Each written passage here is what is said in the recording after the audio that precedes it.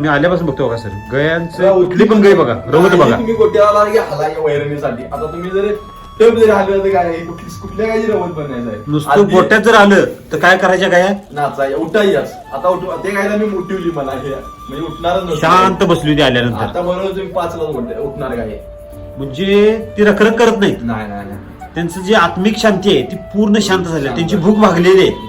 त्यांना जे काय घातलं ते पूर्ण पचलेलं आहे. संडासला आता कुठल्या गायला लागलेला असं मी बघायला मिल्कच्या वापरल्या. किती वर्ष झालं? 1 वर्ष अजिबात नाही गोळीच नाही संडास. आधी खडूचा बॉक्स आणून ठेवायला. कसला कडू पोरं पळावली त्याला कडू काय ते काय करायचं? ती काय नाही घालायला.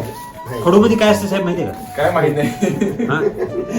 डॉक्टर सांगितलं केमिकल सगळं. खडू म्हणजे केमिकल आहे सगळं आहे की नाही?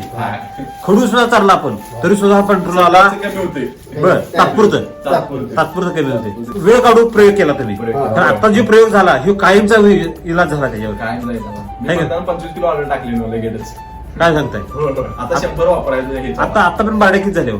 बारड्या आता तरी मी 15 बारड्या झाल्या. 15 बारड्या झाल्या.